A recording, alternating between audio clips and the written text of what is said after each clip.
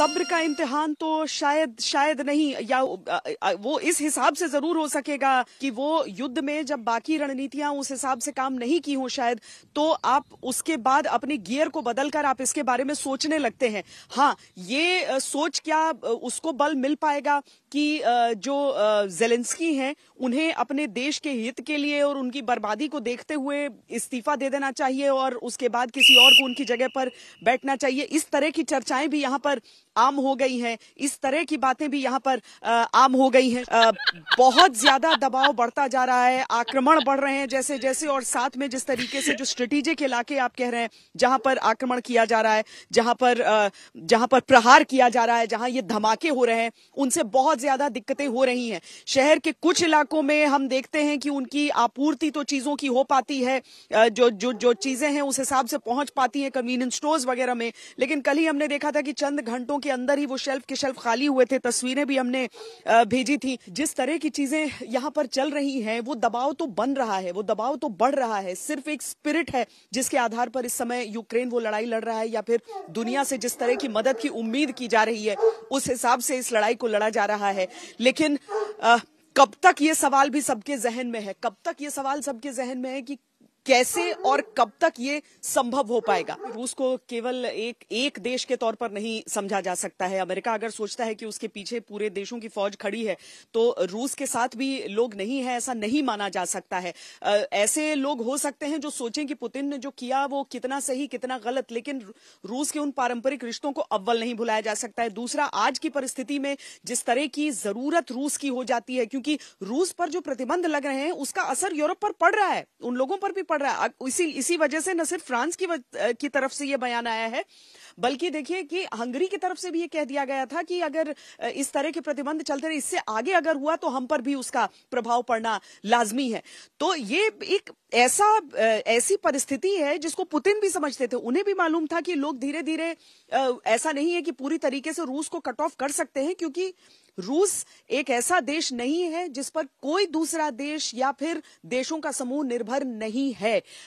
अगर वो हम एब्सटेंशंस देखते हैं या फिर हम रूस के पक्ष में भी खड़े हुए देशों को देख लेते हैं, तो ये वो देश नहीं है जिनकी कोई स्टैंडिंग नहीं है और जिन्हें नकार दिया जा सकता है। इस समय की जो स्थिति है उसमें रूस की पोजीशन भले ही थोड़ी अंतर्राष्ट्रीय तौर पर, कूटनीतिक तौर पर थोड़ी कमजोर दिखे, लेकिन पूरी तरीके से कमजोर है ऐसा भी नहीं है। इस समय एक बहुत बड़े हमले की तैयारी हो रही है। कहा यह जा रहा है कि रूस की सेना की तरफ से न केवल उनके स्पेट्सनाज कमांडो, बल्कि उनके स्पेट्सनाज कमांडोज के साथ साथ चेचन जो लड़ाके हैं, जो चेचनिया में बहुत जबरदस्त लड़ाके लड़ चुके हैं, वो और जो वैगनर टीम्स है वो यहां पर दाखिल हो रही है और ये राजधानी कीव के अंदर दाखिल हो चुकी है। यानी अंदेशा ये है कि जब कीव की सेना, जब यूक्रेन की सेना बाहर से आ रहे रूस के लड़ाकों का सामना कर रही होगी, रूस की सेना का सामना कर रही होगी, तो पीछे से ये जो स्पेशल टीम्स यहां पर कीव के अंदर दाखिल हो चुकी है, ये पीछे से उन पर हमला करेंगी और इससे दो तरफ से घिर जाएगी यहां की सेना। उसके लिए आगाह किया जा रहा है यहां पर हर किसी की सेना को भी, मिलिशिया को भी, जो फॉरेन लीजन्स यहां पर इस समय है, जैसे जॉर्जिया की एक बहुत बड़ी टुकड़ी यहां पर आके लड़ रही है। कहा यह जा रहा है कि फ्रांस, इंग्लैंड और अमेरिका के जो रिटायर्ड वेटरन्स हैं, जो अफगानिस्तान और इराक युद्ध के वेटरन्स हैं, वो अपनी प्राइवेट कैपेसिटी में, निजी कैपेसिटी में वो भी यहां पर आ गए हैं।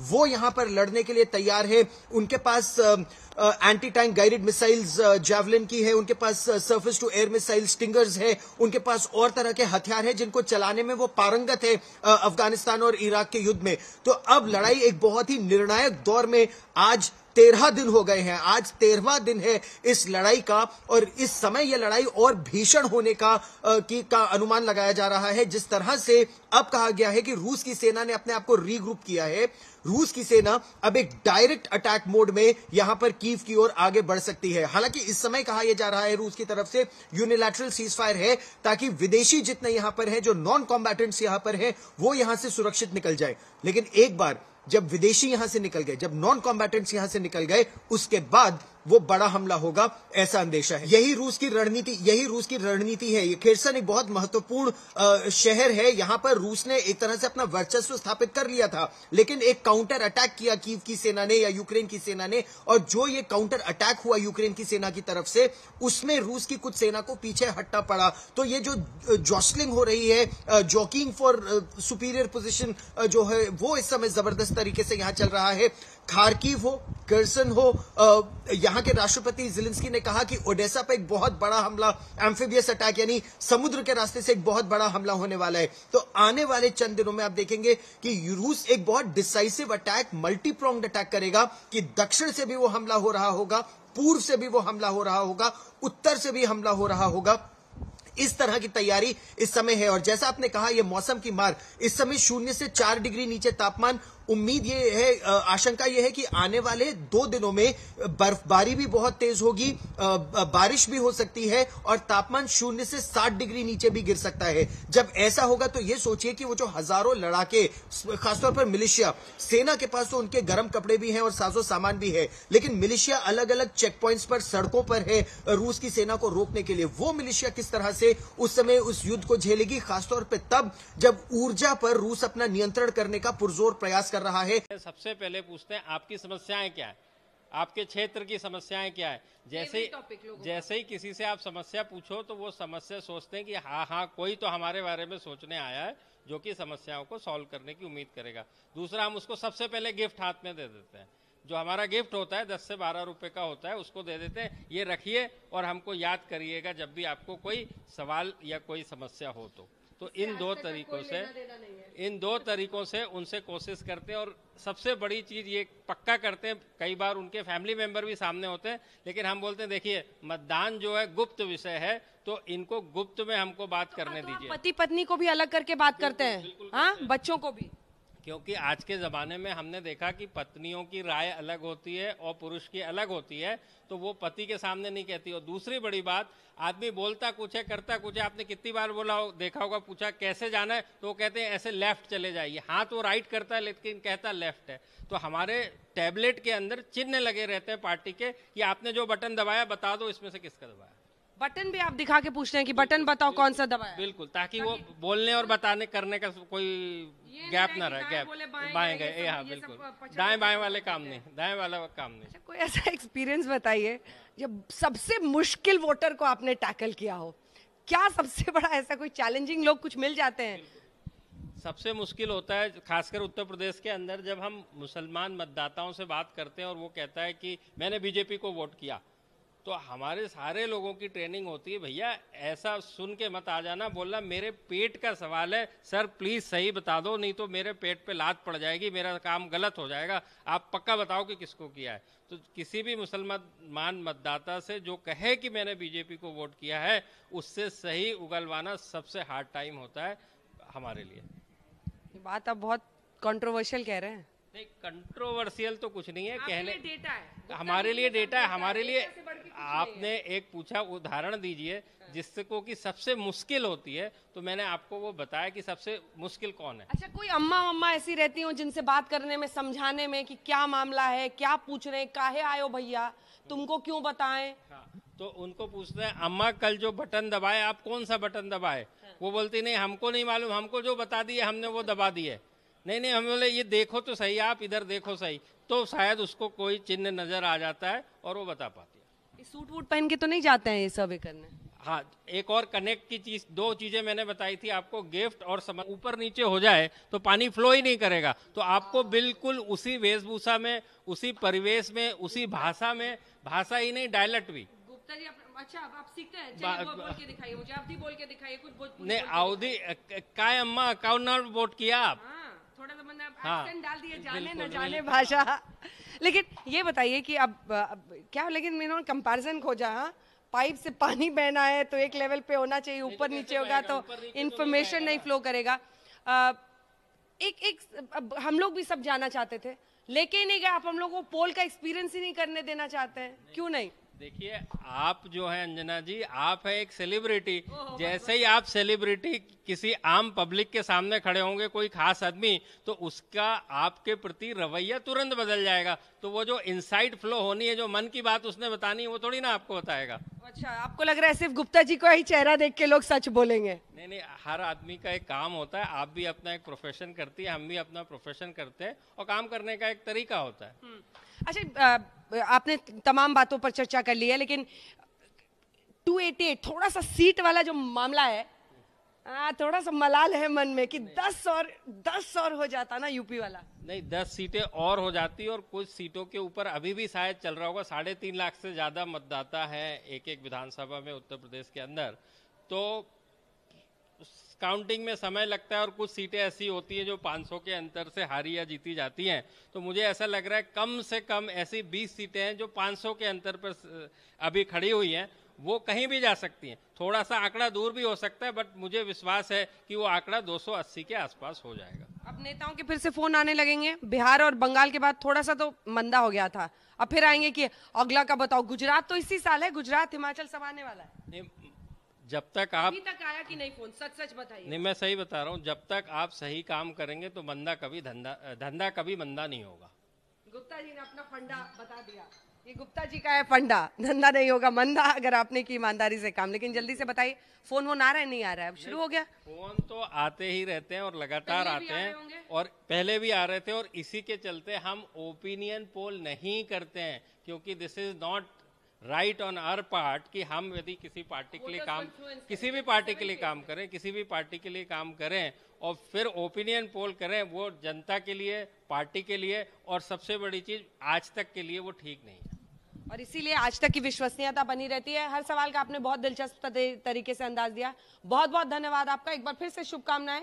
और अगर आपने उनका ये डांस नहीं देखा है, जो डांस इन्होंने किया है, तो एक बार फिर से इनका वो डांस जरूर देख लीजिएगा। एक बड़ी उपलब्धि, जल्दी से जो एंड में आप बोलना चाहिए। नहीं, मैं बस ये कहना चाह रहा था, जो भी हम काम करते हैं और जो सफलता हासिल हुई है पहले भी और आज भी, उसमें केवल अमिट का काम है। Amit is Axis My India team. हमारा हर मेंबर जो है उसमें कंट्रीब्यूट करता है, जमीन के ऊपर जाता है, और करीब 300 लोगों ने इन 5 राज्यों में काम किया है पिछले 3 महीने से। ये 1 दिन या 2 दिन या 10 दिन की कहानी नहीं है। तो एक्सेस माई इंडिया को full credit and big thank you from my side. आपका स्टेप्स वो प्रैक्टिस करते हैं क्या, जो आप करते हैं हर बार स्टूडियो में? इंडिया टुडे के स्टेप्स प्रैक्टिस करते हैं, कैसे करते हैं? नहीं, करके दिखाइए। प्रैक्टिस तो क्या है, हम लोग कॉलेज में पढ़े हुए हैं, हॉस्टल में पढ़े हुए हैं, तो जैसे ही म्यूजिक बनती है तो पैर अपने आप थिरकने रखते हैं। अब क्या किया जाए, और सफलता की पार्टी भी नहीं आता तो कोई नहीं पैर थिरकते इनके, कहां पे होते हैं? नहीं, हमारे लिए, हाँ वही कह रहा हूँ, हमारे लिए हमारा रिजल्ट ही म्यूजिक है। अच्छा, उस म्यूजिक पे डांस के साथ एंड करते हैं। ये देखो, ये वाला डांस।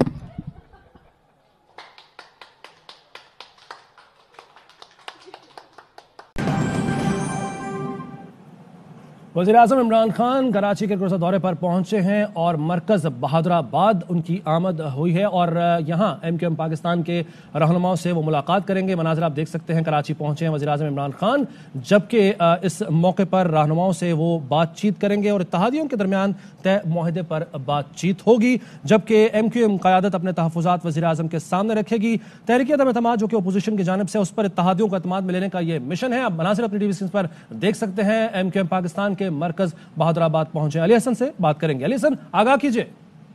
देखिए, वज़ीर आज़म का दौरा कराची है और बड़ी सख्त सिक्योरिटी हसार में उनका हेलीकॉप्टर जो है नेशनल स्टेडियम कराची में उतारा गया। उनके साथ में वफाकी वजीर असद उमर हैं, अली जैदी हैं, और साथ में शाह महमूद कुरैशी भी थे। कुछ देर पहले ही ये लोग यहाँ से रवाना हुए हैं और बहादुराबाद भी पहुंच गए हैं, जहाँ पे अहम मीटिंग होगी MQM पाकिस्तान के लोगों के साथ उनकी। अली हसन, क्या बहादुराबाद पहुंच चुके हैं वज़ीर आज़म पाकिस्तान इमरान खान? जी, यहाँ पे असल में पहले जब फ्लाइट थी ये उतारी गई थी PF बेस में, जहाँ से उनको हेलीकॉप्टर के जरिए नेशनल स्टेडियम पहुंचाया गया। रास्ता कम था तो इसी शॉर्ट रूट पे उनको जो है स्टेडियम से फौरन पहुंचा दिया गया बहादुराबाद, जहाँ पे अब मुलाकातों का सिलसिला शुरू हो चुका है। अच्छा अली हसन, आज की इस मुलाकात में वज़ीर आज़म इमरान खान के हमरा और कौन कौन से रहनुमा होंगे PTI के? देखिए, शाह महमूद कुरैशी फॉरेन अफेयर्स के करीबी साथियों में शामिल हैं, साथ साथ अली जैदी हैं, वफाकी वजीर हैं, असद उमर हैं। तो इनको हमने देखा था हेलीकॉप्टर से उतरते हुए जो सख्त सिक्योरिटी हसार में यहाँ से रवाना हुए हैं। और अब वहाँ पे काबीना जितनी भी है MQM की वो मुलाकात करेगी, क्योंकि आम मीडिया को जो है वो मुलाकात से कवरेज करने से दूर कर दिया गया है, क्योंकि सिर्फ सरकारी इदारों को जो है इजाजत दी गई है इसकी शूट करने की। तो अंदर क्या बातें होंगी बाद में वक्त जो है सामने आना शुरू हो जाएंगी।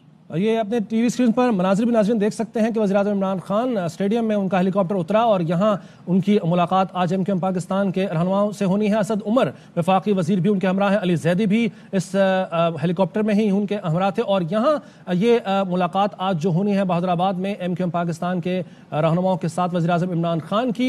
मनाजिर अपनी टीवी स्क्रीन पर आप देख रहे हैं, जब हेलीकॉप्टर उतरा स्टेडियम में तो वज़ीर-ए-आज़म इमरान खान के साथ इस मुलाकात में अली ज़ैदी, असद उमर भी होंगे और आज की ये अहम मुलाकात इत्तेहादियों को एतमाद में लेने का ये मिशन है, जिस पर वज़ीर-ए-आज़म इमरान खान आज MQM पाकिस्तान के रहनुमाओं से बातचीत करेंगे और MQM पाकिस्तान इस मौके पर अपने तहफ़्फ़ुज़ात से वज़ीर-ए-आज़म इमरान खान को आगाह करेगी। ये मनाजिर हैं अब बाएं जानिब जहां हेलीकॉप्टर उतरा वज़ीर-ए-आज़म इमरान खान का, और बहादुराबाद दाएं जानिब वो मंजर है जहां बहादुराबाद वज़ीर-ए-आज़म इमरान खान पहुंचे हैं MQM के मरकज़, और बहादुराबाद में MQM के रहनुमाओं से आज वज़ीर-ए-आज़म इमरान खान की ये अहम मुलाकात है और एक दिन का ये दौरा है वज़ीर-ए-आज़म पाकिस्तान इमरान खान का कराची का, जिसमें कि आज MQM जो कि इत्तेहादी है पाकिस्तान तहरीक इंसाफ की वफाक में, तो यहाँ पे आज उन रहनुमाओं से मुलाकात भी होने जा रही है। वज़ीर-ए-आज़म इमरान खान की ये अहम मुलाकात तहरीक अदम एतमाद के बाद से अपने इत्तेहादियों से न सिर्फ इमरान खान वज़ीर-ए-आज़म पाकिस्तान मुलाकातें कर रहे हैं बल्कि उनके तहफ़्फ़ुज़ात भी सुन रहे हैं। जी हाँ, अपोजिशन की जानिब से कल तहरीक अदम एतमाद जमा करा दी गई है। इसी सिलसिले में वज़ीर-ए-आज़म इमरान खान इत्तेहादियों से मुलाकात करें और आज वज़ीर-ए-आज़म इमरान खान कराची पहुंचे हैं जहां MQM के मरकज़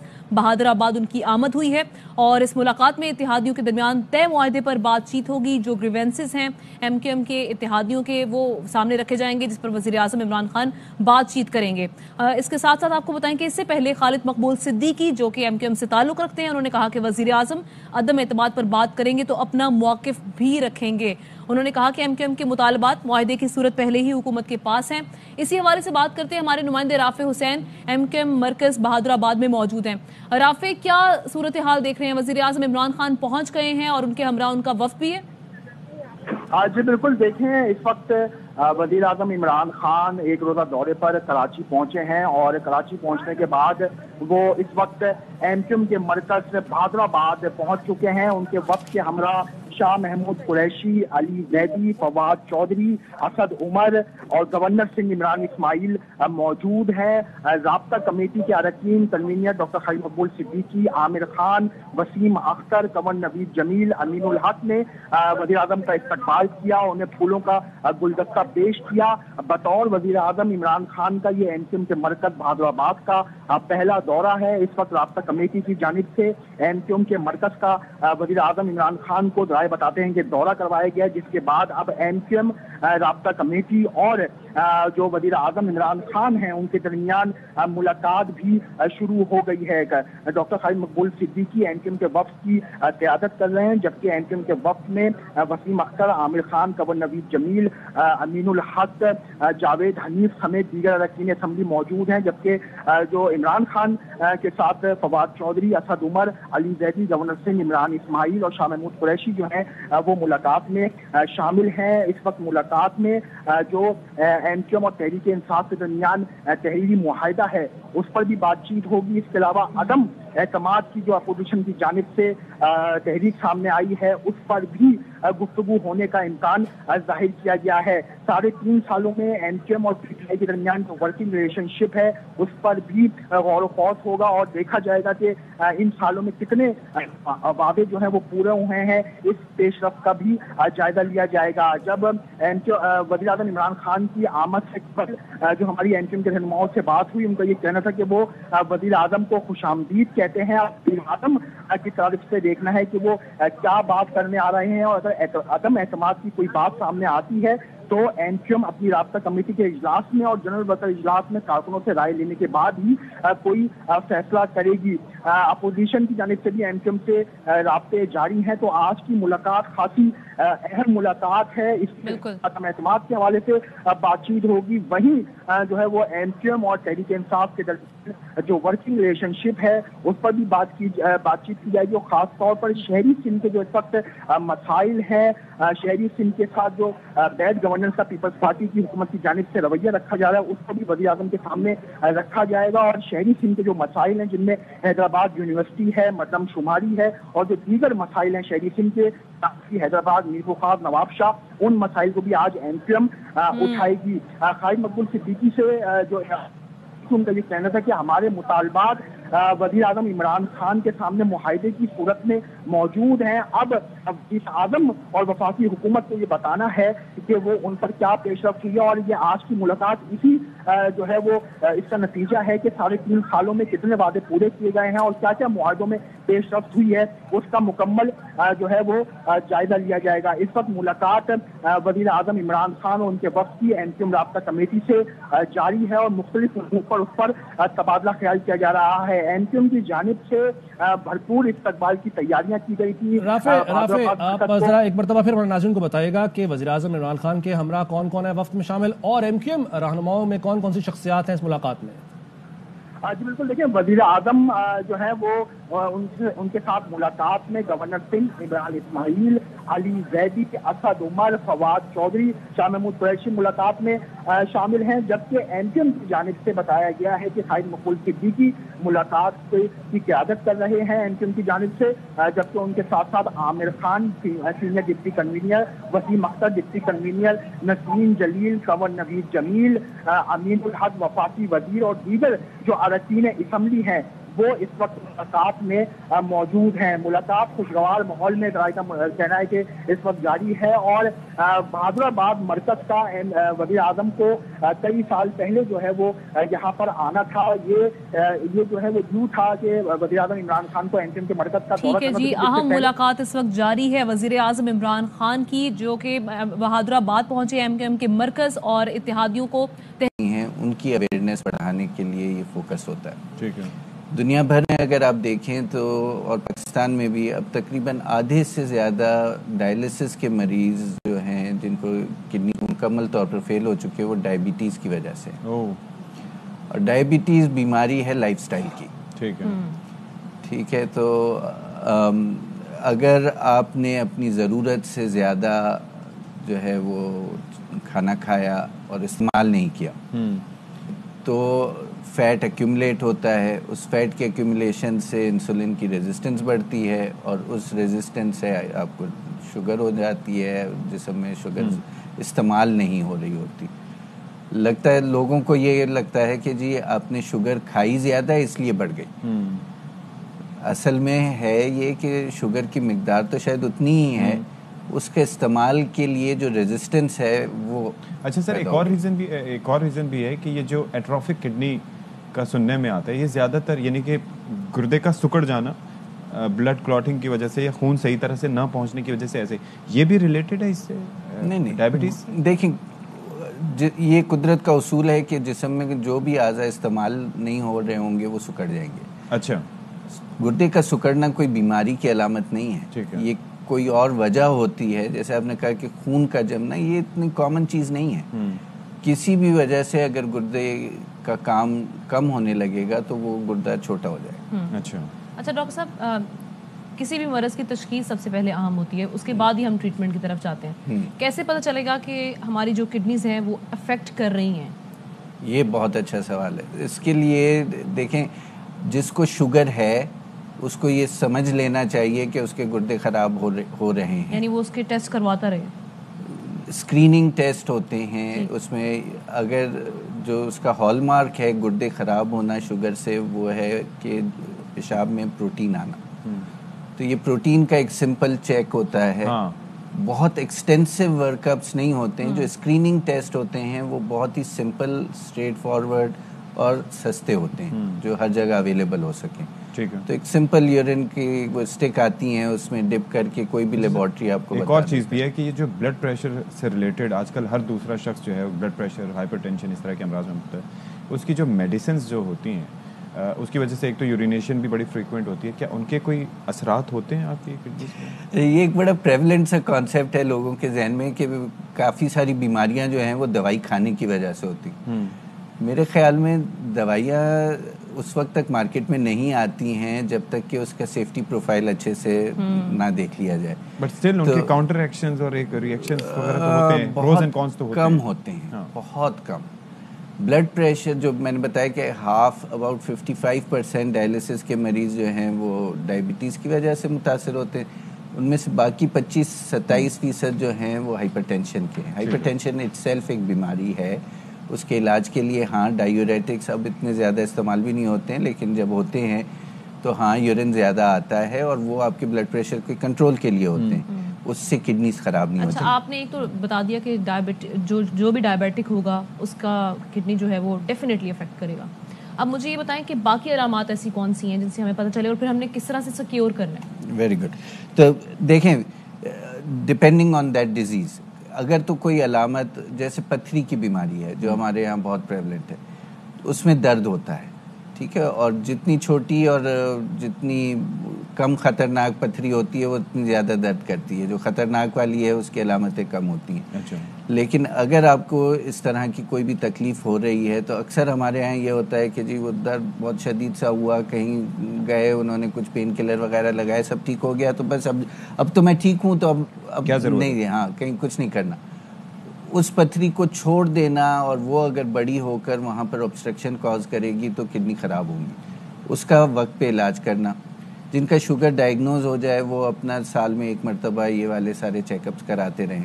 جن کے بلڈ پریشر بڑھ گئے ہیں ان کو بلڈ پریشر کا برابر سے علاج کر کے اس کے جو کنٹرول, جو نارمل رینج ہے وہاں اس میں رکھنے سے ہی آپ کی کڈنی صحت مند رہے. اچھا, پانی کا ہمیشہ سے یہ ہوتا ہے کہ جی گردے اور پانی آپس میں جڑے ہوئے ہیں. بالکل صحیح کہا آپ نے. اگر یہ صاف نہ ہوں اور وہ ہوں, جیسے یہ ہارڈ واٹر ہوتا ہے جس میں صابن ٹھیک سے نہ گھلے, کھارا پانی, اس کے اندر بہت سارے منرلز ایسے ہوتے ہیں جو پتھری وغیرہ تو زیادہ بناتے ہیں. لیکن اگر آپ یہ کہیں کہ کسی کا ڈائلسس اس لیے ہو رہا ہے کہ وہ کھارا پانی پی رہا ہے, تو یہ اس میں سائنس تھوڑی. چلیں ٹھیک ہے سر, ول کنٹینیو. آپ کی بڑی اچھی گفتگو ہمارے ساتھ جاری ہے, لوگ بھی کافی مفید مشورے حاصل کریں. ول ٹیک اے بریک ہیئر. بریک کے بعد دوبارہ حاضر ہوں گے اور اس سلسلے کو آگے بڑھائیں گے. کہ ممالک میں ہم یہ دیکھتے ہیں کہ جب کرونا آیا تھا تو سچویشن, جب ان کو کوارنٹین کرنا تھا لوگوں کو اور ان کو کنٹرول کرنے کے لیے کہ وہ کوارنٹین کریں, اس بات کو یقینی بنانے کے لیے, تو جو باہر سے مسافر آتے تھے ان کو ایک گھڑی پہنا دی جاتی تھی تاکہ وہ کوارنٹین کریں, اور اگر وہ باہر نکل رہے ہیں تو وہ فوراً سے الارم کر دے گی اور لوگ پہنچ جائیں گے ان کو جیل میں ڈالنے کے لیے. مطلب لیکن وہ گھڑی ایسی ہے کہ جو ان کی مرضی سے اتر سکتی تھی یا نہیں؟ نہیں اتر سکتی تھی. تو وہ گھڑی تو نہ ہوئی نا. کیا ہوا مطلب جیسے یہ گھڑی ہے, لیں نہیں, وہ یہ میں نے اتار کے یہ گھڑی ٹائپ کی ایک ڈیوائس لگا دی جاتی تھی نا, تو وہ اتر نہیں سکتی تھی. اب ایسا ہی کچھ سچویشن ہم نے دیکھی ہے کراچی میں. لیکن یہاں پر جناب جو جرم کر رہے ہیں, جو کرمنلز ہیں, جو جیل سے نکل جاتے ہیں اور اس کے بعد باہر آ کے مزید ان کو ہوا مل جاتی ہے اور وہ زیادہ اچھل کے جرم کر رہے ہوتے ہیں. اب ان کو کنٹرول کرنے کے لیے جناب ایڈیشنل آئی جی کراچی نے ایک مسودہ تیار کر دیا ہے. اب ملزمان کو ای ٹیگ ڈیوائس لگائی جائے گی. بتائیں جی کیا. چلیں آئی جی صاحب نے کیا کہا وہ ذرا سنوا دیتے ہیں. لانگ ٹرم جو ہم میئرس لینے جا رہے ہیں وہ پاکستان میں پہلی دفعہ صوبہ سندھ میں ہم اس طرح کے ریپیٹ کرمنلز جو میں نے پہلے فگر بتائی تھی کہ یہ کوئی 7,500 کے قریب ہیں جو باہر گھوم رہے ہیں, اسی طرح سے 3,500 اندر جیل میں ہیں, ان کو ہم نے پروپوز کیا کہ ای ٹیگنگ کریں. تو ای ٹیگنگ جو ہے وہ پوری دنیا میں کانسیپٹ ہے کہ ریپیٹ افینڈرز کو ای ٹیگ کیا جاتا ہے. امریکہ میں پاپولر ہے, یورپ میں پاپولر ہے, ایون گلف کنٹریز میں پاپولر ہے, کیونکہ ہم ایک پروسیجر کے تحت ان کرمنلز کی جو ہے پروسیکیوشن کرتے ہیں. ہر کیس کا ایک ڈیفائنڈ پروسیجر ہے جو جس کے تحت ہم ان کی انویسٹیگیشن اور پلس ان کی پروسیکیوشن ہوتی ہے. وہ سب کے لیے برابر ہے. مطلب یہ کہ اگر چھوٹا کرائم ہے, سے کہ کسی سے موبائل فون سنیچ ہوا یا موٹر سائیکل سنیچ ہوا, تو اسی کے لیے بھی وہی پروسیجر ہے. تو ہم نے یہ گورنمنٹ کو پروپوز کیا کہ بھئی ای ٹیگنگ ہونی چاہیے. تو اس کے لیے ڈرافٹ بن گیا ہے, الحمدللہ اس کے لیے کافی پیش رفت ہے, اور میں امید کرتا ہوں کہ جلدی یہ مطلب لیجسلیشن آ جائے گی جس کی وجہ سے کافی فائدہ ہو جائے گا. یہ ای ٹیگ تھرو کورٹ ہوگا, باقاعدہ لیجسلیشن ہوگی, اور جو ریپیٹ افینڈر ہوگا ہم یہ پروپوز کر رہے ہیں کہ یا تو وہ کنوکٹ ہو یا کم از کم 2 کیسز میں انڈر ٹرائل ہو, اور پھر بھی اس نے ریپیٹ کیا ہو کرائم, تو اس کو ہم چاہیں گے کہ وہ تھرو کورٹ یہ ٹیگ لگے. ہم یہ پروپوز کر رہے ہیں کہ کم از کم اگر اس طرح کا کرمنل ہو یا تو ان کی کیس کی فائنل ججمنٹ آ جائے یا اس کو منیمم ہم یہ پروپوز کریں گے کہ وہ 2 سال کے لیے اس کو ای ٹیگ کیا جائے. تو اس میں یہ فینسنگ ہوتی ہے, اس میں ایریا بتایا جاتا ہے, کورٹ اس کو بتائے گی کہ بھائی اس ایریا سے آپ نہیں نکل سکتے, تو اس پہ وہ ریسٹرکٹیڈ ہوگا. اور نیچرلی وہ جی پی ایس کے تھرو اس کی لائیو مانیٹرنگ ہو رہی ہوگی. اگر وہ کہیں پہ باہر نکلتا ہے تو اپنے جو اس نے بیل باؤنڈ بھرا ہوگا نکلنے کے لیے تو وہ ظاہر وائلیٹ کرے گا اور اس کی پھر سزا ہے. تو اس میں ایک تو یہ فائدہ ہوگا کہ یہ ریپیٹ افینڈرز مانیٹر ہو رہے ہوں گے. دوسرا یہ فائدہ ہے کہ ریپیٹ افینڈرز کو بھی فائدہ ہے کہ مطلب یہ کہ وہ بجائے جیل میں ہونے کے وہ باہر اپنے گھر میں ہوں گے تو ہمارا جیل پہ برڈن بھی کم ہوگا.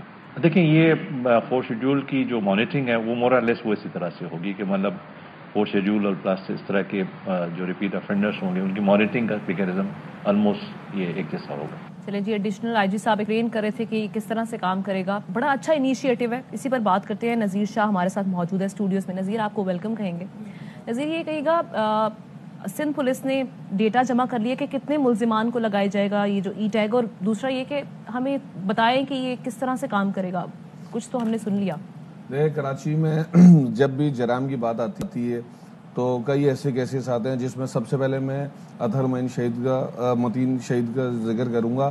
اور ایڈیشنل آئی جی نے بھی ہمیں اسی کیس کا حوالہ دیتے ہوئے بتایا کہ اس کے اندر ایک ملزم جو مارا گیا اور ایک ابھی گرفتار ہے. 6 دفعہ 2014 سے پہلے بھی گرفتار ہو چکے ہیں. 13 مقدمات ہیں ان پہ. تو یہ ریپیٹ آفینڈر کہلاتے ہیں جو ایک جرم میں گرفتار ہوتے ہیں, جاتے ہیں, پھر ضمانت کر پہ واپس آتے ہیں, پھر گرفتار ہوتے ہیں. تو کراچی میں اس ٹائم پہ تقریباً 7,500 ان کیٹیگریز کے جرائم پیشہ عناصر جو پولیس نے کیٹیگری بنائی ہے جن کو اسٹریٹ کرائم اور دیگر زمرے میں کہا جا سکتا ہے, وہ باہر موجود ہیں. تقریباً 3,500 اس وقت جیل میں موجود ہیں جو کسی ٹائم پر بھی ضمانت پہ باہر آ سکتے ہیں. 2020 میں انہی غلام نبی میمن جو اس سے پہلے بھی ایڈیشنل آئی جی کراچی تھے, پھر بیچ میں ہٹا دیا گیا تھا, تو انہی کی جانب سے اس کے اوپر کام شروع کیا گیا تھا جو اب تکمیلی مراحل پر ہے. تقریباً پولیس نے اس پہ مکمل کام کر لیا ہے اور سیکرٹری لا کو ایک خط لکھا گیا ہے ایڈیشنل آئی جی کراچی کی جانب سے اور یہ سفارش کی گئی ہے. اور باقاعدہ پہلے ایڈیشنل آئی جی کراچی کی وزیر اعلیٰ سندھ سے ملاقات ہوئی ہے جس پہ وزیر اعلیٰ سندھ نے کراچی پولیس کو مکمل یقین دہانی کرائی ہے کہ جرائم کے خاتمے کے لیے پولیس کو جو بھی چیزیں چاہیے یا جو بھی ان کی ڈیمانڈز ہیں وہ پوری کریں گے. تو اب تھرو پراپر چینل ہی ہر کام ہوتا ہے. تو یہ پہلے سیکرٹری لا, اس کے بعد یہ کیبنٹ جائے گا, اس کے بعد باقاعدہ اسمبلی میں جب یہ پاس ہو جائے گا تو اسے ایک لا کی شکل دے دی جائے گی. میرا اس پہ نقطہ نظر تھوڑا سا مختلف ہے. میں یہ کہتا ہوں کہ یہ جو منصوبہ یہ ایسا ہی ہے کہ جیسے آپ نے ایک ہتھوڑی خرید لی اور آپ نے کہا کہ اس سے گھر بن جائے گا. You need professionals to handle that. امریکہ جیسے ملک میں یا کئی ممالک میں اس پہ کرٹیسزم یہی ہوتا رہا, اس کی وجہ سے اس کا استعمال روکا گیا کہ جب آپ نے یہ سروس متعارف کرائی تو اس سے الرٹس جنریٹ ہوتے ہیں. ایک تو یہ ڈیوائس کسی کو کہیں جانے سے نہیں روکتی, نہ ہی اس کو جرم کرنے سے روکتی ہے, ہاں اس کی لوکیشن کا بتا دیتی ہے کہ وہ وہاں پر ہے. دوسرا یہ ہے کہ جو آپ کو ایک پروفیشنلز کی الگ ٹیم ہائر کرنی پڑے گی جو ایک ایک الرٹ کو جانچیں گے. یعنی کہ آپ کے پاس اتنے نمبرز, مثال کے طور پر اگر 20,000 الرٹس آ رہے ہیں, ملزمان کی تعداد تو بہت ہوتی ہے نا, آپ نے ہر کسی کو پہنا دی, اس کے بعد ان کو مانیٹر کرنا, ان پہ نظر رکھنا, بڑی بڑی جو سیکیورٹی ایجنسیز ہیں انہوں نے اس سے ہاتھ اٹھا لیے. دنیا بھر میں ایسا ہوتا ہے, یہاں پر کیسے مینج کریں گے اس اسٹاف کے ساتھ؟ دیکھیں سندھ پولیس کے پاس, صرف کراچی پولیس کی اگر بات کریں تو ہمارے پاس 3 بڑے کمانڈ اینڈ کنٹرول روم بھی موجود ہیں جو پورے کراچی کو سی سی ٹی وی کے ذریعے جو اس کو کور کیا جاتا ہے. تو ایسے 3 بڑے کمانڈ اینڈ کنٹرول ہیں جو ایک ایس ایس یو میں, ایک سی پی او میں اور ایک ڈی آئی جی ٹریفک کے آفس میں.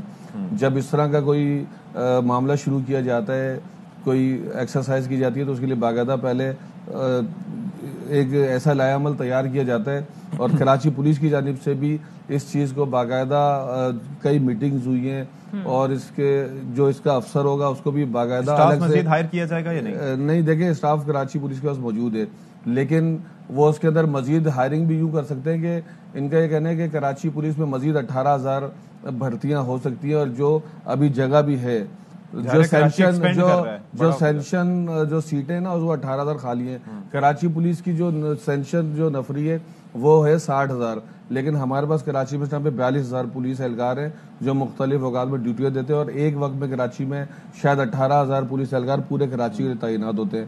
اس کے لیے جب ایک سلسلہ شروع کیا جا رہا ہے تو یقیناً اس کا حل بھی سوچا ہوگا کہ جب آپ یہ سوچیں کہ یو اے ای میں آپ کے یو اے ای میں، امریکہ میں، یورپ میں، وہاں پر یہ نظام کامیابی سے چل رہے.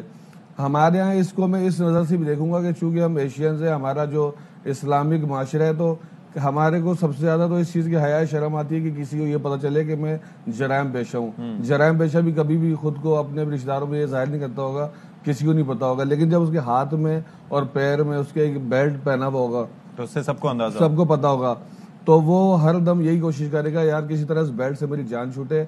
اگر یہ پہلی مرتبہ جو بھی جرم کرتا ہے اس کے لیے اس لیے نہیں ہوگی، لیکن اب تو یہ ہو سکتا ہے باہر نکل کے سدھر جائے. جن لوگوں کی ہم بات کر رہے ہیں نا، تو وہ باقاعدہ ایک، جیسے اطہر متین شہید کے کیس میں آپ نے بات کی، وہ باقاعدہ گینگز کا حصہ تھے.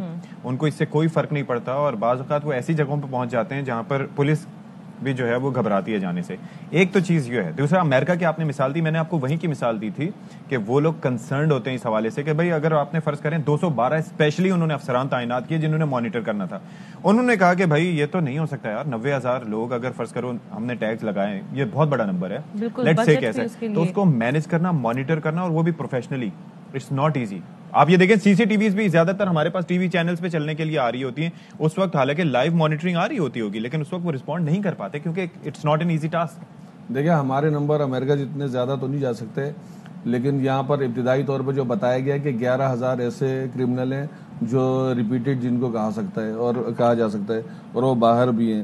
تو کراچی پولیس کی جانب سے آلریڈی ہمارے جو ادارے ہیں، کافی سارے ادارے ہیں، آپ کو پتا ہوگا کہ فورس شیڈیول وغیرہ والوں کو بھی باقاعدہ مانیٹر کیا جاتا ہے، اور اس کے لیے کوئی ٹیکنالوجی استعمال نہیں کی جاتی. ہماری ہیومن اب یہ کہ یہ ہو سکتا ہے، ہاں ٹھیک ہے، تو یہ ایک پلس پوائنٹ ہو جائے گا کہ ہمارے پاس باقاعدہ ایک ٹیکنالوجی بھی آ جائے گی. اور اس کے اندر خاص بات یہ ہے کہ جیسے اطہر متین کیس والا جو اس کے اندر ڈکیتی وتھ مرڈر یا جو ہینیس کرمنل ہوں گے، یہ ان کے لیے نہیں ہوگی، اور یہ کورٹ طے کرے گا کہ کس کو یہ جی پی ایس ٹریکر لگے گا.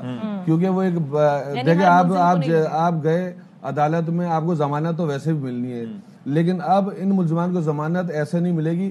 اب وہ شیورٹی بانڈ بھرے گا جس کے اندر ای ٹیگ ڈیوائس سے متعلق اس کو بتایا جائے گا کہ آپ نے یہ اس پہ جگاڑ. ویسے یہاں پر ہر چیز کی لگ جاتی ہے، کہیں خدا نخواستہ کھول تو نہیں لیں گے سر. دیکھیں جس کو کھولنے کی کوشش کریں گے یا اس کو چھیڑ چھاڑ کرنے کی کوشش کریں گے، دیکھیں یہ بیسکلی باڈی ٹیمپریچر سے اس کو کنیکٹ کیا گیا. اس کے علاوہ جی پی ایس وایا لائیو جو سیٹلائٹ سے چل رہا ہوگا، تو کوئی بھی گڑبڑ کی صورت میں یہ انیشل اسٹیج ہے، ایک تجربہ ہے، اس کو ہم تجربے کے طور پر ہی لیں گے. اگر یہ کامیاب ہو گیا تو کراچی شہر بہت بڑا فرق پڑے گا، کیونکہ کئی لوگ ایسے ہوں گے جو بولے گے کہ اسی طرح اس بیلٹ سے جان یہ بات آپ کی بالکل ٹھیک ہے. تو اس صورت میں جو ہے نا جرائم میں بہت نیم اینڈ شیم جو فیکٹر ہے نا، یہ بڑا کام آ سکتا ہے. بہت شکریہ نذیر شاہ، تھینک یو سو مچ. ایک اچھا انیشیٹو ہے، لیکن انیشیٹو وہی اچھا ہے جو سسٹینیبل ہو. یہ نہیں کہ آپ نے شروع کیا، فنڈ خرچ کیا، اس کے بعد پھر کچھ پتہ ہی نہیں ہے کہ کیا ہو رہا ہے. تو یہ بڑا امپورٹنٹ ہے کہ اس کو سسٹین کریں. ہماری دعائیں آپ کے ساتھ ہیں. ہاں جی چلیں جی، اب ہم بات کرتے ہیں جی کہ ہم نے دیکھا کہ ہماری جو روایات ہیں ہم ان سے دور ہوتے چلے جا رہے ہیں جیسے جیسے وقت گزر رہا ہے، جیسے جیسے زمانہ. یورپین یونین کے امبیسڈرز نے خط لکھا پاکستان کو کہ آپ روس کے خلاف اس کے مخالف سٹیٹمنٹ دیں، اس کے خلاف ووٹ دیں. میں یہ یورپین یونین کے امبیسڈر سے پوچھتا ہوں کہ کیا آپ نے ہندوستان کو بھی یہ خط لکھا تھا؟ کیونکہ میں اپنی قوم کو یاد کروانا چاہتا ہوں کہ یہ وہ پاکستان تھا جس نے یہ نیٹو کی مدد کی، جو وار آن ٹیرر تھی ہم نے ان کا ساتھ دیا.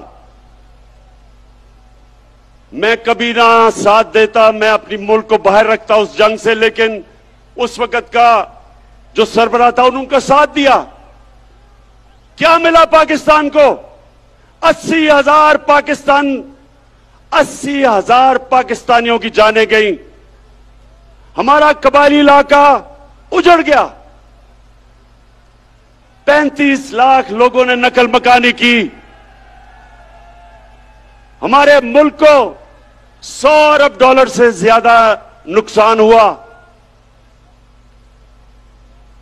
تو کیا میں اپنے یورپین یونین کے ایمبیسڈر سے پوچھتا ہوں کہ آپ نے کیا ہمارا شکریہ ادا کیا؟ کیا آپ نے کہا کہ ہاں آپ نے ہماری مدد کی تھی، हमारी जंग में आपने हमें अप्रिशिएट किया? सारे नेटो के मिला के 10% भी लोग नहीं थे जो इस जंग में मरे। हमारे मुकाबले में जो 80,000 पाकिस्तानियों की कुर्बानी दी गई। तो मैं उनसे आज ये पूछता हूं कि बजाय आपने, जब हमने आपके साथ खड़े हुए थे, बजाय आप हमारा कम से कम शुक्रिया अदा करते, ऐसे आप में से लोग थे जिन्होंने अफगानिस्तान में जो जंग हारी आपने, वो पाकिस्तान को जिम्मेदार ठहराया था। शुक्र करना तो दूर की बात है। और दूसरा, जब कश्मीर में हिंदुस्तान ने इंटरनेशनल कानून तोड़ा, यूनाइटेड नेशंस की सिक्योरिटी काउंसिल की रेजोल्यूशंस की खिलाफ वर्जी करते हुए जो कश्मीर का स्टेटस खत्म किया, क्या आप में से किसी ने हिंदुस्तान से कोई राब्ता तोड़ा, कोई उनकी तनकीद की, कोई तजारत बंद की? तो हम आपके सामने क्या हैं? क्या हम कोई गुलाम हैं कि जो आप कहेंगे हम कर लें? और मैं मिलसी के लोगों, मैं आपको बताऊं कि इनको ये गलत आदतें पड़ी किधर से हैं। 2008 और 2018 के दरमियान में 400 ड्रोन अटैक हुए पाकिस्तान के ऊपर। जब जरदारी मुल्क की बड़ी बीमारी, जो दुनिया की तारीख में कभी नहीं हुआ। नौजवानों, आपके पास सोशल मीडिया है, अपने टेलीफोन पे आप जरा गूगल करके देखें कि कभी ऐसा हुआ है कि एक मुल्क किसी मुल्क की जंग लड़ रहा है, उसके लिए जंग लड़ रहा है, और वही मुल्क उसी के ऊपर बमबारी कर रहा है? ये कभी हुआ है? और सवाल ये है कि ये दो डाकुओं ने क्यों नहीं उनसे पूछा, क्यों नहीं उनको कहा कि जब गांव के अंदर और हमारे कबायली इलाके पे जब ड्रोन अटैक यानी बम फटता था, तो आपको पता है औरतें, बच्चे, बेकसूर लोग मारे जाते थे। जब ड्रोन अटैक एक घर पे फटता है तो लोगों के गोश्त के टुकड़े दीवारों पे होते हैं। इनको कोई शर्म नहीं आई कि हमारे पाकिस्तानी मर रहे थे।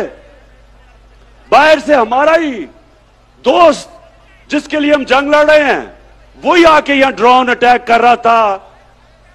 क्यों ये दोनों बोल नहीं रहे थे? क्यों नहीं बोल रहे थे?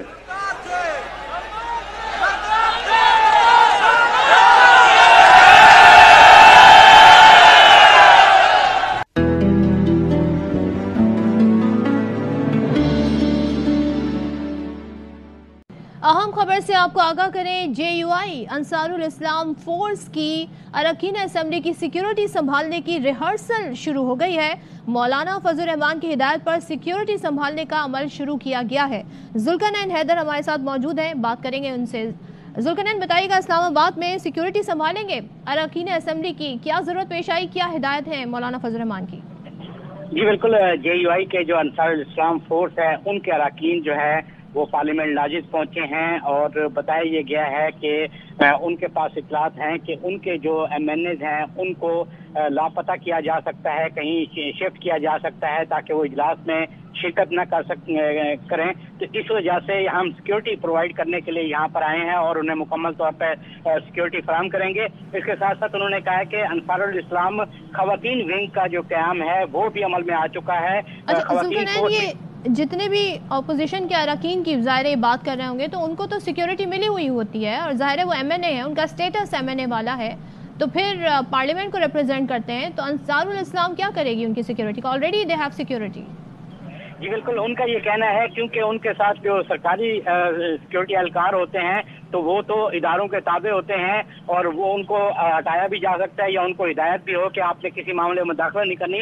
तो इस वजह से हमने अपने तौर पर यह फैसला किया है کہ ہم انہیں سیکورٹی فراہم کریں گے, وہ جہاں جہاں بھی جائیں گے ہم ان کے ساتھ رہیں گے, اور خواتین کا بھی الگ سے ایک ونگ جو ہے وہ قائم کر دیا گیا ہے, جو خواتین ارکان قومی اسمبلی ہیں اپوزیشن کی, کہ ان کو بھی سیکورٹی فراہم کی جائے گی, اور ہماری پوری کوشش ہوگی کہ مکمل طور پہ ان کی حفاظت کریں, کہ ان کو جو ہے جیسے کہ ان کا یہ کہنا تھا کہ ماضی میں ہوتا رہا ہے کہ ارکان غائب ہو جاتے تھے, مری یا کسی اور جگہ شفٹ کر دیا جاتا تھا, تو اب ہم ان کی مکمل حفاظت کریں گے تاکہ جس دن اجلاس ہو تمام جو اراکین ہیں وہ اجلاس میں پہنچ سکیں.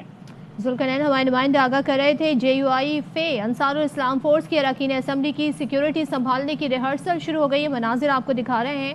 مولانا فضل الرحمان کی ہدایت پر سیکیورٹی سنبھالنے کا عمل شروع کیا گیا ہے, اور یہ بھی بتا رہے ہیں ہمارے نمائندے کہ خواتین کو بھی سیکیورٹی دینے کے لیے خواتین فورس بھی تیار کر لی گئی ہے, جبکہ مولانا فضل الرحمان اس سے پہلے بھی اپنے کارکنان کے حوالے سے بتاتے رہے, وہ یہ بھی کہتے رہے کہ ہمارے کارکنان نے ڈنڈے تیار رکھے ہوئے ہیں, اس طرح کی دھمکیاں وہ دیتے رہے. کیا کہنا تھا مولانا فضل الرحمان کا, آئیے دیکھتے ہیں. ہوتا کون ہے جو ہم جیسے لوگوں کو دھمکیاں بھی دیتا ہے؟ ان کو پتہ نہیں ہے کہ ہمارے کارکنوں کے گھروں میں بھی لاٹھیاں جو ہیں وہ تیل کے اندر پڑی ہوئی ہیں. وہ ہوتا کون ہے جو ہم جیسے لوگوں کو دھمکیاں بھی دیتا ہے؟ ان کو پتہ نہیں ہے کہ ہمارے کارکنوں کے گھروں میں بھی لاٹھیاں جو ہیں وہ تیل کے اندر پڑی ہوئی ہیں, اور ہر مقابلہ کرنے کے لیے ہوتا ہے. کچھ دن پہلے مولانا فضل الرحمان نے یہ گفتگو کی اور کہا کہ ہمارے کارکن تیار ہیں, ڈنڈے بھی تیار رکھے ہیں, اور آج ہم یہ مناظر دیکھ رہے ہیں کہ انصار الاسلام سیکیورٹی سنبھالے گی اپوزیشن اراکین اسمبلی کی. تو کیا اپوزیشن کسی تصادم کی جانب بڑھ رہی ہے؟ اور ایسے موقع پر جب انٹرنیشنل ڈگنیٹریز کا آمد کا سلسلہ شروع ہو جائے گا 12 مارچ سے, اور 22 اور 23 کے دن بڑے اہم ہوں گے کیونکہ کانفرنس ہونی ہے, OIC کانفرنس ہونی ہے, انٹرنیشنل یہ کانفرنس ہے, اس میں ریپریزنٹیشن ہوگی دنیا بھر سے, خاص طور پہ مسلم ممالک کی جانب سے. لیکن مولانا فضل الرحمان کی جانب سے اپنے کارکنان کو یہ ہدایت کی ہے. کیا ارادے ہیں, کیا کہا تھا مولانا فضل الرحمان نے, اور یہ بھی آپ کے سامنے رکھا ہے. اور کارکنان کیا کہہ رہے ہیں, انصار الاسلام فورس جن کا نام بتایا جاتا ہے, وہ کیا کہہ رہے ہیں, آئیے دیکھتے ہیں. عدم اعتماد کا آغاز ہوا ہے, تو یہ اندیشہ کیا جا رہا ہے کہ منتخب MNAs کو اغوا کر کے حبس بیجا میں رکھا جائے گا. تو اس حوالے سے چونکہ جو اقتدار کے ہیں میں بیٹھے ہوئے عمران خان ہیں, تو ظاہر بات ہے کہ ادارے بھی ان کے ساتھ شاید کہ تعاون کریں. اس خدشے کے پیش نظر ہم آ گئے ہیں انصار اسلام کے رضاکار لے کر, تاکہ ہم اپنے MNAs کو سیکورٹی فراہم کریں گے, تاکہ وہ اپنی رائے آزادانہ طور پر جو ہے اسمبلی کے اندر پیش کر سکے, اپنے ووٹ کا استعمال کر سکے. ایسا نہ ہو کہ سابقہ روایات کے پیش نظر جو ہے اپوزیشن کے نمائندوں کو یہاں سے اغوا کر کے اور پھر مری لے جایا جائے, یا کسی اور جو ہے عیاشی کی جگہوں پر لے کر ان کو بند کیا جائے. اب اس طرح ہم کرنے نہیں دیں گے.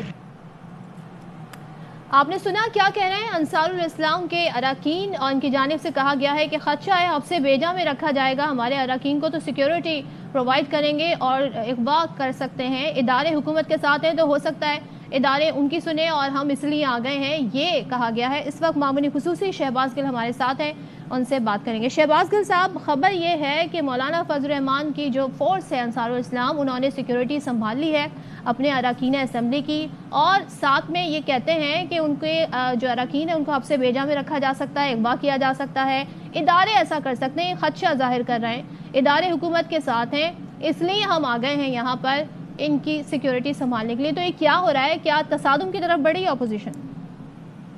جی بسم اللہ الرحمن الرحیم. آپ کو میری آواز آ رہی ہے؟ جی جی آ رہی ہے, لاؤڈ اینڈ کلیئر. اچھا جی, بہت شکریہ آپ کا. دیکھیے مسئلہ یہ ہے کہ جو مولانا فضل الرحمان جن کہہ رہے ہیں, یہ اپنا سیاسی کا چڑھانے کے لیے پہلے بھی ایسی حرکتیں کرتے رہتے ہیں. یہ پہلی دفعہ یہ ایسی حرکت نہیں کر رہے, یہ پہلے بھی ایسی حرکتیں کرتے رہتے ہیں جس میں یہ اشتعال دلاتے ہیں, مدرسے کے بچوں کو استعمال کرتے ہیں, اور یہ کوشش کرتے ہیں کہ ملک کے اندر انارکی پھیلے, لالسنس پھیلے, اور اس میں سے وہ اپنی پولیٹیکل اسپیس نکالیں.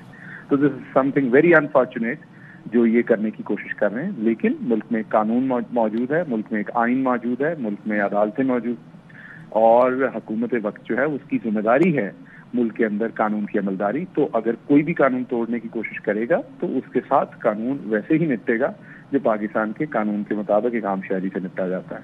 تو اس طرح کی کسی بھی بدماشی کا, کسی بھی اس طرح کی گنڈا گردی کی اجازت نہیں دی جائے گی. اچھا गिल साहब, फिर हुकूमत क्या करेगी, क्योंकि जो अरकान असम्बली हैं, चाहे उनका किसी भी जमात से ताल्लुक हो, चाहे वो अपोजिशन बेंचेस से हो, उन्हें मुनासिब सिक्योरिटी दी जाती है, रेड जोन में है पार्लियामेंट, उनकी सिक्योरिटी अंसारुल इस्लाम का क्या स्टेटस है और किस तरीके से ये किसी असम्बली के रुकन की सिक्योरिटी अपने हाथ में ले सकते हैं, हुकूमत का क्या इस पे मौक़िफ़ है?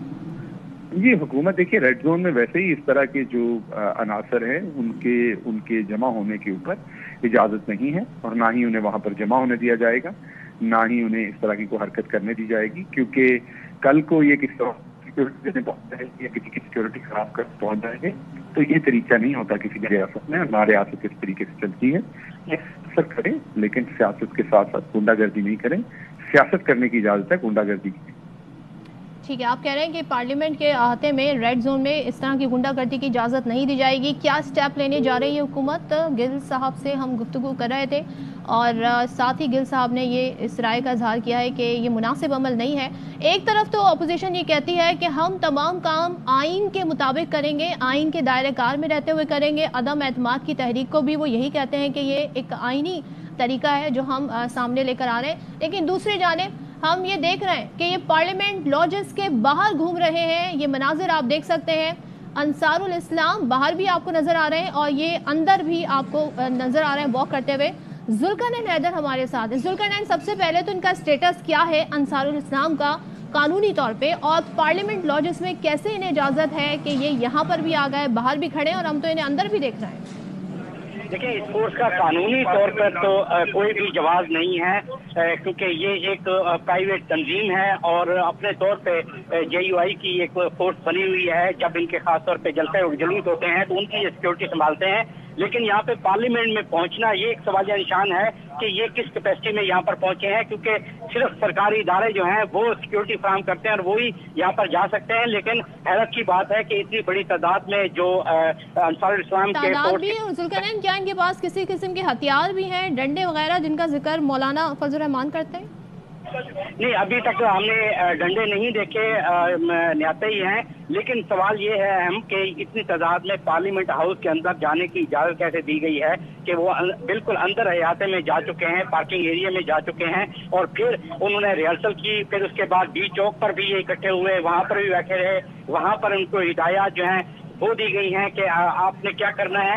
मजीद जो हिदायत का वो इंतजार कर रहे हैं कि इस मुलाकात की खत्म होगी जो कि MQM के साथ चल रही है मौलाना फजल रहमान की, तो उसके बाद हिदायत होगी और उसके बाद फिर वो अगला अमल तैयार करेंगे। मगर यहाँ पे कानून नाफिज करने वाले इदारों के लिए सवालिया निशान है कि इतनी बड़ी तादाद में ये पार्लियामेंट लॉजेज में कैसे पहुंच गए और वहां पर इन्होंने ये दावा किया है कि हम सिक्योरिटी उनको अपने अपोजिशन के अरकान को फराहम करेंगे। तो ये सरकार का काम है सिक्योरिटी फराहम करना, किसी प्राइवेट तौर पर कोई भी फोर्स जो है वहाँ पर जाकर नहीं कर सकती।